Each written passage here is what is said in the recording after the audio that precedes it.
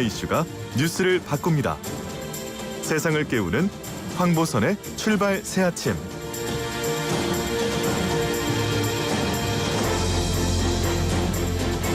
네, 날마다 뉴스가 쏟아집니다. 진짜 뉴스가 뭘까요? 자, 밑줄을 그어주는 시간입니다. 냉정하고 공평하게 생각을 해보자면 별표도 그려보는 박원석의 밑줄 시간입니다. 박원석 정의당 사무총장과 함께하겠습니다. 안녕하십니까? 네, 안녕하세요. 예, 자 오늘 첫 번째 밑줄은 외로운 리더십. 자, 이거로 잡아볼까요? 이준석 국민의힘 당대표 얘기인데 뭐 최근에 네네. 그 여가부 통일부 폐지론 또 그다음에 뭐 중국 관련 발언 그리고 또 이제 어제는 또 저것 때문에요. 그 전국민 재난지원금 이건 네. 번복 논란 때문에 어떻습니까? 외로운 리더십. 예. 맞습니까? 이준석 대표가 이제 취임한 지 한 달쯤 된 것 같습니다. 예. 당선되는 과정에서, 즉 당대표 선거 과정에서 높은 인지도와 기존의 보수 정당하고는 좀 다른 합리적이면서도 젊은 이미지 이런 걸로 이제 이준석 열풍이라는 말까지 나왔는데요. 예. 본격적인 이제 정치력의 시험대 위에 섰다 이렇게 평가할 수 있을 것 같고요. 이제 당내의 의원들도 그렇고 지지자들도 그렇고 선거 과정에서 이 대표가 일으켰던 열풍과는 다르게 내년 대통령 선거라고 하는 또 지방선거라고 하는 두 개의 큰 정치 일정을 책임지고 이끌고 가야 되지 않습니까? 예. 그러면 이제 이준석의 비전, 또 새로운 컨텐츠, 그리고 당을 안정적으로 관리하는 리더십 이런 것들을 이제 기대하고 있는데, 근데 이 대표가 최근에 꺼낸 이슈들이나 또 그 메시지에서 제기된 컨텐츠들은 국민의힘에 별다른 도움이 안 된다 이런 판단을 당내에서 하고 있는 게 아닌가 싶습니다. 예를 들어서 여가부 통일부 폐지론만 하더라도 과거의 보수 정권 시절에 그런 시도들이 있었습니다만 결과적으로는 안 됐고 그 안 된 이유가 있거든요. 그런데 이거를 별로 새롭지도 않은 얘기를 다시 꺼내 들면서 또 다른 한편에서는 이게 일종의 이제 분열의 정치다. 그리고 여성 혐오나 또 북한 혐오 이런 어떤 혐오에 편승하는 정치다 이런 비판이 있어요. 예. 그리고 특히 이제 통일부 같은 경우에는 이제 우리 헌법을 보면 이 대한민국의 어떤 최대의 그 헌법적인 과제를 통일이라고 두고 있는데 이런 걸 그렇게 간단히 기능주의적인 그런 평가로 없앨 수 있는 거냐 이런 반론도 있고요. 예. 이런 게 그 소리는 굉장히 큰데 지금 시점에서 대선을 앞두고 당의 득점이 되는 거냐 이런 비판이 좀 있는 것 같아요. 그래서 이준석 대표는 좀 당내에 의원들이나 또 뭐 이른바 중진이라고 하는 정치 경험이 많은 그런 분들하고 좀 더 긴밀하게 소통하면서 당대표가 너무 앞서가기보다는 한 반발적쯤 앞서가는 그런 어떤 포지션 같은 게 필요하지 않을까 싶습니다. 예. 이준석 당대표 주변에 호위무사가 없다. 이런 얘기가 많이 나오는데. 예. 그 원래 그런 정치를 추구해왔던 사람이 아니죠. 예. 그리고 만약에 이제 그렇게 집단으로서 혹은 세력으로서 흔히 이제 당내에서 계파로서 이런 정치를 추구했다면 당대표 되는 과정에서 이제 그런 어떤 반응을 이끌어내지 못했을 거라고 보고요. 다만 이준석 대표가 젊은 만큼 초선 의원들 같은 경우에는 이제 상당한 지지 그룹이 돼줄 수 있는데 이번 그 논란의 과정에서 초선들로부터도 좀 비판이 오히려 더 많은 것 같아요. 네. 그런 그런 면에서 당내 의원들하고 좀 더 긴밀한 의사소통 그리고 협의 그리고 공감대 형성 이런 것들이 필요한가 싶습니다. 당대표가 너무 앞서서 이 이슈를 제기하고 네. 이 메시지를 내면은 사실 당이 그걸 쫓아가기가 좀 버거운 측면이 있거든요.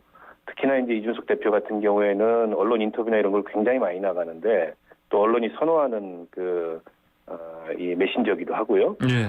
근데 이제 당내 공감대가 그만큼 형성이 안 된다면 계속 불협화음이 될 수 있거든요. 그래서 당대표는 끌고 가는 사람이기도 하지만 또 중심을 잡아주는 사람이기 때문에 지금 아직도 이제 선거 과정에서 톡톡 튀는 메시지로 이제 앞서갔던 그런 어떤 그 플레이에 익숙한데 예. 그런 걸 좀 조금은 이제 좀 가라앉혀야 되지 않을까 싶습니다. 예.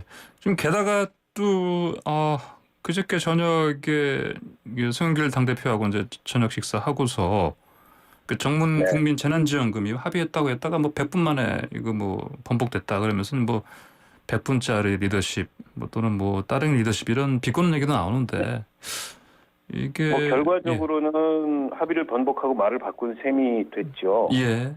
사실은 그 재난지원금 같은 경우에는 보통 이제 원내대표 간 회담에서 나올 만한 회담의 의제입니다. 예. 이준석 대표가 그런 의제가 나올 것을 예상했거나 사전에 의제 조율이 됐는지는 모르겠습니다만 다소 당대표들 간의 첫 상견례에서 갑작스럽게 그렇게 현안에 대해서 어떤 합의가 나온다는 게 조금은 좀 이례적이었거든요. 네. 그러니까 아마도 이준석 대표는 그런 판단을 했던 것 같아요. 지금 4차 대유행이 번지고 있기 때문에 전체 추경에서 소상공인 지원을 대폭 확대하고 또 그와 동시에 재난지원금도 할 수 있다면 100%까지 확대하자. 이 두 개를 주고받는다. 이런 생각을 했던 것 같은데 예. 사실 그런 공감대가 이 국민의힘 내에는 없었던 거죠. 그 합의 자체가 그렇게 나쁜 합의는 아닙니다. 그 합의대로 이행이 된다면. 예. 그런데 이제 국민의힘은 추경 규모 전체를 늘리는 거에도 별로 동의를 하지 않고 그러니까 그렇죠. 확정 재정에 동의하지 않는 거죠. 네네. 게다가 전국민 재난지원금에 대해서는 일관된 반대를 해왔기 때문에 예. 그렇다면 이게 이 추경 예산에 대한 재정 운영에 대한 기존의 국민의힘의 기본 입장이나 원칙이 무너질 수도 있는 그러니까요. 그런 합의다. 이런 반발이 당내에서 나왔던 것 같고 제가 보기에는 송영길 대표가 좀 노련했던 것 같아요. 그렇죠. 예. 사실은 이게 이제 당대표 회담에서 이런 구체적 현안을 놓고 당대표 간의 합의를 이루는 경우는 별로 없고 대강의 아웃라인을 얘기하고 원내대표나 정책위 의장 간에 회담으로 미루는 경우가 많은데 예. 거기서 이렇게 합의를 이끌어낸 거는 다소 어떻게 보면은 이준석 대표가 송영길 대표의 페이스에 좀 넘어갔다. 조금은 말렸던 거 아닌가 이런 말려들어갔다. 생각도 있습니다. 그러니까 보니까 또 이거 후에 바로 또 어제 그 전국민 재난지원금 쪽으로 이제 그 당론 방향을 또 바꿨지 않습니까? 네네. 그러니까 이거 보니까 뭐 어쨌든 방금 말씀하신 것처럼 송 대표의 능수능란함에 넘어간 거 아닌가 또 이런 분석을 해볼 수도 있겠고요. 자, 두 번째 밑줄 보고보겠습니다. 월급 루팡. 김기현 국민의힘 원내대표가 방역 실패 책임자로 김무란 대통령 비서실 방역기획관을 겨냥한 말인데, 자 이런 보수 진영에서 이런 비판론 나오는 거 뭐 사실 뭐 이렇게 예상 못한 건 아니죠? 뭐 새로운 얘기는 아니고요. 예. 방역기획관에 임명할 때부터 이제 유사한 비판들이 있었죠. 그리고 지금 이제 델타 바이러스가 확산되면서 예. 방역 상황이 심각해지고 있는데 이 상황을 특정인의 책임이다. 뭐 이렇게 국한할 수 있는가 싶습니다. 오히려 그보다는 예.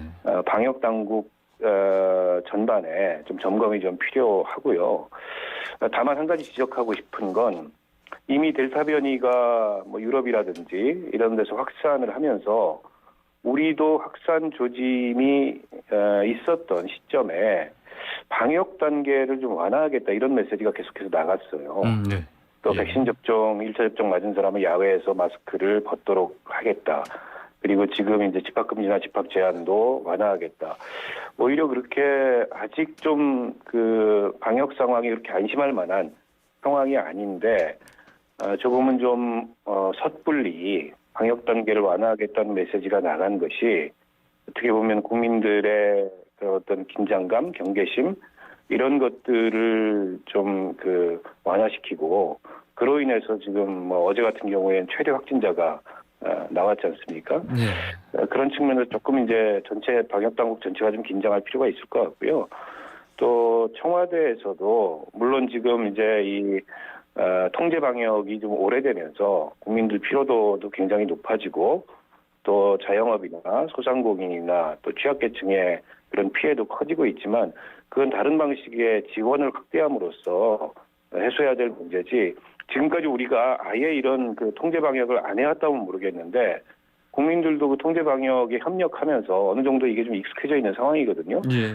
근데 이제 방역 상황이 심각해질 수 있음에도 이 어떻게 보면 방역 당국이 먼저 긴장감을 늦췄던 게 아닌가 그런 점에 대해서 좀 지적을 하고 싶습니다. 예, 그렇군요. 자, 세 번째 밑줄 가보시죠. 윤석열 대안 아닌 나로 평가받겠다. 최재형 전 감사원장이 대권 도전 시사하면서 한 말인데, 자, 이 말은 국민의힘 쪽으로 또 뭐 입당을 거의 마음을 굳히는 것 아닌가 이렇게 해석을 하기도 하고요. 어떻게 보십니까?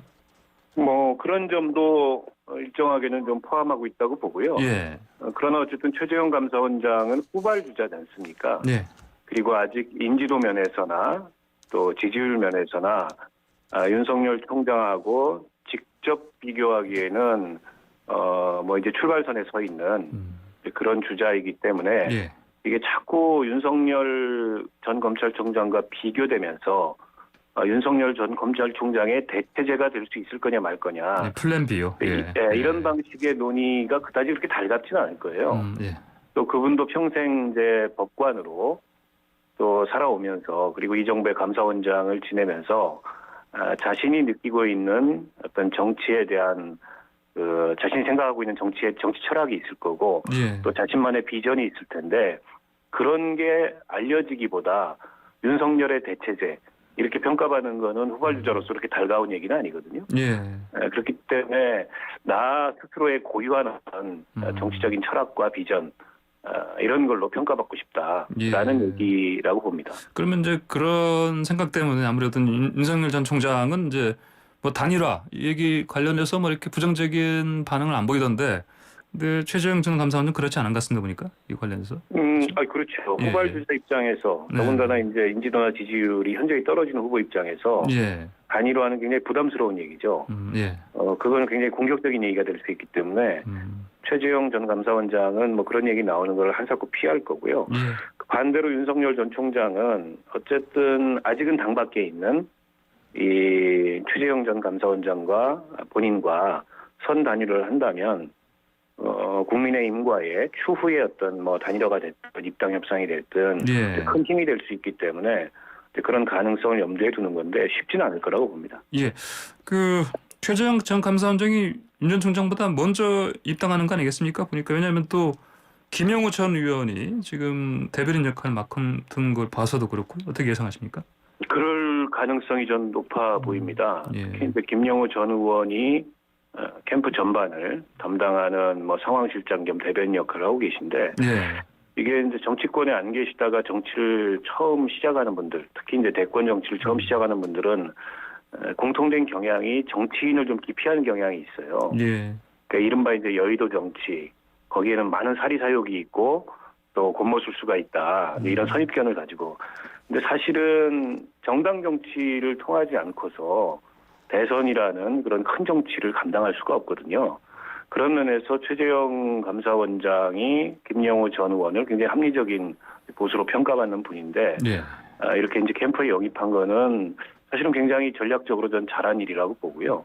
또 윤석열 전 총장과 비교되는 일이기도 하고 예. 국민의힘에 조기 입당하겠다라는 명확한 시그널을 준 거라고 봅니다. 알겠습니다. 마지막으로 짧게 밑줄 하나 더 그어보시죠. 이낙연 전 대표, 그다음에 이재명 경기지사 지금 지지율 보니까 이낙연 전 대표 좀 올라가는 것 같습니다. 보니까 이게 아무래도 반사이익으로 봐야 될까요?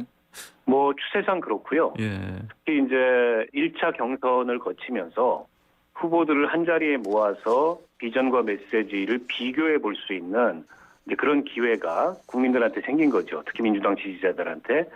근데 이전까지는 각각 따로 떼어놓고 후보들의 비전과 메시지를 봤었는데 한 자리에 놓고 비교해 보니까 그 비교 효과 같은 게 저는 지지율에 좀 반영이 된다고 보고 있고요. 예. 아무래도 이낙연 전 대표가 갖고 있는 안정감, 또 어떤 뭐 경륜 이런 것들이 TV 토론 과정에서 돋보였고 상대적으로 이재명 지사 같은 경우에는 조금은 좀 방어적이고 또 일부 뭐 바지 발언이나 이런 실수도 좀 있었고 이런 게 추세상에 반영이 됐는데 그러나 아직은 이제 이재명 일강 체제에 어떤 뭐 균열이 왔다, 혹은 일강 체제에 큰 어떤 변동이 왔다 이렇게 보기는 어려운 것 같습니다. 좀 더 지켜봐야 될 것 같습니다. 예, 알겠습니다. 이재명 지사가 이제 방금 말씀하신 것처럼 주로 수세적인 입장이었는데 이제는 근데 또 중도 표심 쪽으로 좀 다가서는 그런 행보도 보이는 것 같습니다. 그렇게 보시나요 혹시?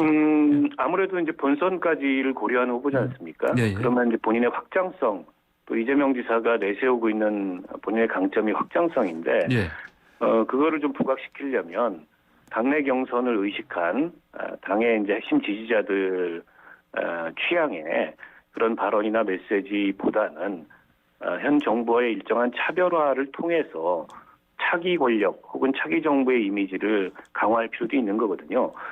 그런 측면에서 아마 본선 그 2차 경선에 예. 6명이 그 지금 이제 경쟁하는 2차 경선의 메시지는 조금 다를 것 같고 네. 본선 가면은 만약 이재명 그 지사가 후보가 돼서 본선 가면은 그보다 좀 더 적극적인 차별화 행보를 보이는 것이 불가피하다. 예. 그건 뭐 이 대선의 법칙이라고 저는 생각합니다. 예, 알겠습니다. 오늘 말씀 잘 들었습니다. 감사합니다.